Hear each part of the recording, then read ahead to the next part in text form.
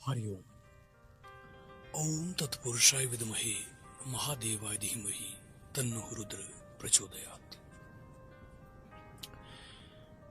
देखिए, कुछ व्यक्ति ऐसे होते हैं जो बहुत ज्यादा पूजा पाठ करते हैं, आराधना करते हैं, साधना करते हैं, ईश्वर का गुणगान करते हैं, लगातार निरंतर उनकी सेवा में लगे रहते हैं, सालों साल लगे रहते हैं, लेकिन फिर भी उन व्यक्ति को कोई ईश्वरीय कृपा, कोई ईश्वरीय शक्ति प्राप्त नहीं होती है, प्रभु की कृपा प्राप्त नहीं होती है, कोई विशेष ऐसी कृपा प्राप्त नहीं होती है। और कुछ लोग ऐसे होते हैं, बहुत कम पूजा पाठ करते हैं या करते ही नहीं है, लेकिन उनके अंदर कुछ विशेष गुण होते हैं, विशेष कुछ कृपा उनके ऊपर होती है ईश्वर की। तो ये सब क्या है? आपने अक्सर देखा होगा, आपके आसपास कुछ ऐसे व्यक्ति होते हैं। आज की इस वीडियो को आप ध्यान से सुने, बहुत काम की है। अब देखिए, हो सकता है इनमें से कुछ गुण आपके अंदर भी हो, कुछ बातें, क्योंकि मैं कह सकता हूं कि 100% ना भी हो, लेकिन 90% जो बातें हैं आपके काम की है इसमें। अब ऐसा क्यों होता है? हम सोचते हैं यार, हम इतने पूजा पाठ करते हैं, हम इतना मंत्र जाप करते हैं, हम इतनी सेवा करते हैं भगवान की, हमारे ऊपर कृपा क्यों नहीं है? हमें तो बहुत, हमारे ऊपर तो भगवान को बहुत प्रसन्न होना चाहिए, लेकिन क्यों? और कई बार लोग भी कहते हैं यार, आप तो इतने भक्त हैं, लेकिन आपके साथ अच्छा क्यों नहीं होता, फिर क्यों बुरा होता है? तो ये सब क्यों होता है, इसको समझिए। देखिए, भगवान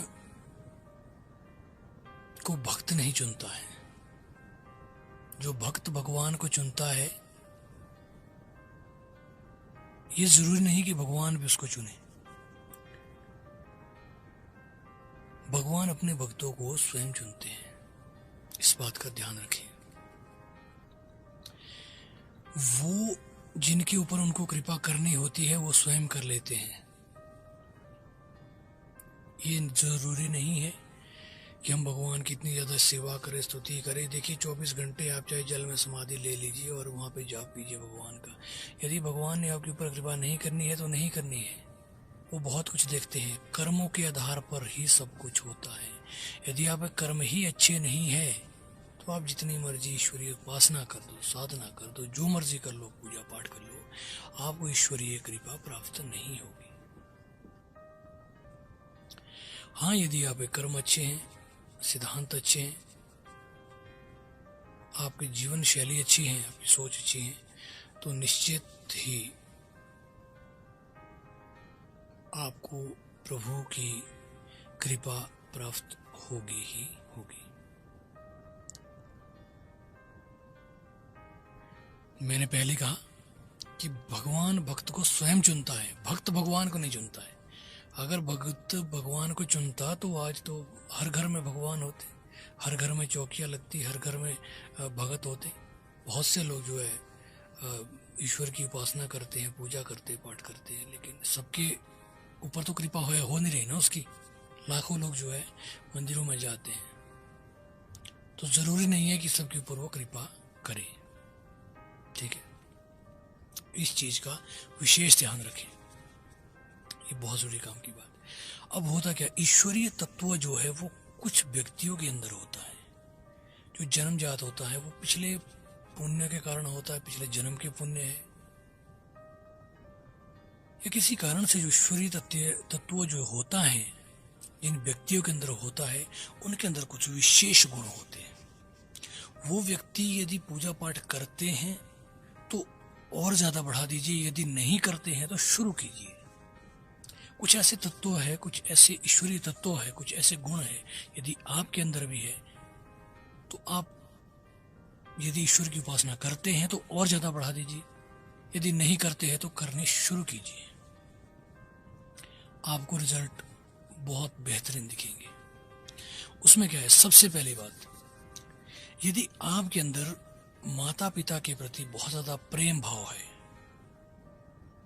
ठीक है, तो समझिए आपके अंदर ईश्वरीय तत्व है। दूसरी बात, यदि आप मंदिर में जा रहे हैं कि मंदिर दिख रहा है आपको, मंदिर के प्रति आपके मन में लगाव है, तो वो भी ईश्वरीय कृपा का एक, ईश्वरीय तत्व का एक जो है उदाहरण है।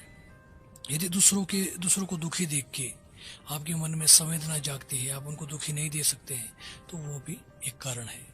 दूसरी बात, यदि आपके अंदर संतुष्टि का गुण है, ठीक है, पशु पक्षियों के प्रति आपके मन में प्रेम है, जीव जंतुओं के प्रति आपके मन में प्रेम है, समाज कल्याण की आपके अंदर भावना है, ठीक है, यदि आप कोई भी बात बोलते हैं और वो सत्य हो जाती है, ठीक है, और इष्ट देव के आपको दर्शन होते हैं, बिना गुरु के ही आपको बहुत कुछ अनुभव होते हैं, तो मान लीजिए आपके अंदर ईश्वरीय तत्व जरूर है। यदि आपके अंदर भी ये सब तत्व हैं, ठीक है, ये सब लक्षण है, तो यदि आप ईश्वर की उपासना करते हैं तो और ज़्यादा बढ़ा दीजिए, यदि नहीं करते हैं तो शुरू कर दीजिए।